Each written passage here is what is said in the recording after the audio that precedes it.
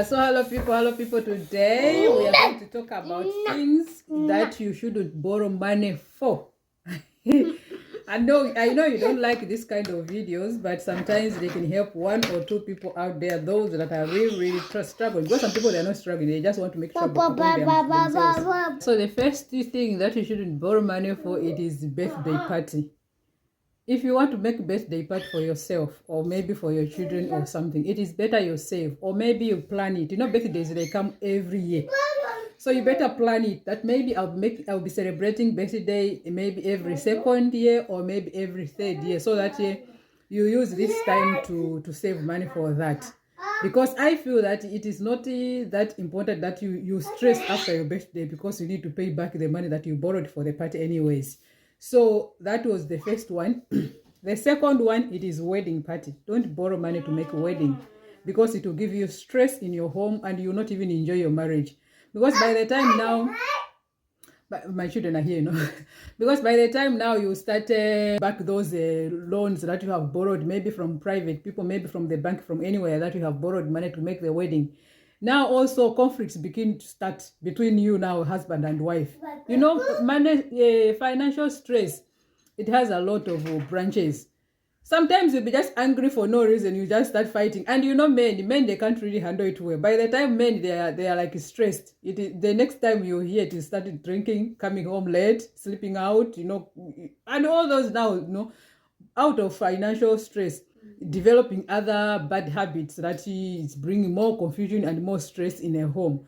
So don't borrow money to make a wedding. You better make a wedding that you know you can afford it, and you should remain with some change that you are going to start your life with, than to finish everything on the wedding. And then when you finish the wedding, now people have celebrated, they have eaten, they have gone to their homes. Now you remain there with your own stress again.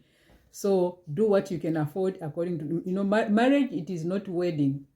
Marriage, it is life that you have after wedding or after coming together. So that is the most thing that people should focus on, life after coming together. Because in whatsoever way that you come together, because some people, they come together traditionally, some people just court weddings, some people it's just church and all that. So the focus there, it is life after coming together, after becoming one, as the Bible says. So not how the parties. There's no problem in making the wedding the way you want it, the way you want to celebrate it, if you can afford it. But the thing, if you cannot afford it, do what you can afford, so that you have a good life after coming together. Yeah, so the third thing, don't borrow money just for one meal. For example, back home, you know, we have, anyway, a normal standard of living, it is 3 meals in a day.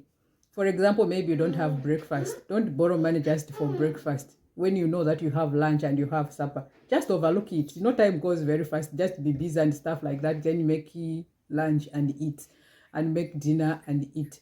Unless maybe you don't have food for the whole day, maybe you can say, no, let me borrow, at least you can have maybe 1 meal or 2 meals. But borrowing money just for 1 meal, it is not a good idea. The third thing, to go and borrow money to buy a clothes for yourself to wear, or maybe for your children, when you already have other clothes, but just because you have seen something, it is latest, something that is a fancy, that has come in a fashion, you know, things like that.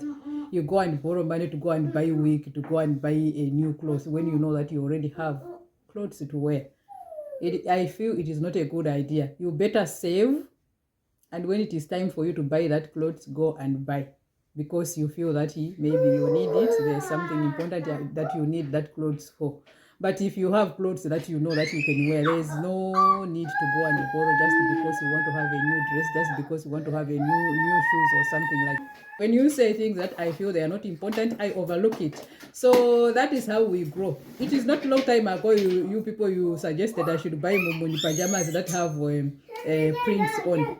And after I thought about that, I was like, I think it's a good idea. Let me try it. And I have tried it. I showed you. Oh, Jesus Christ. All the pajamas, they're on demand this time. It's just changing. But the only thing is that now, the changing has become too much.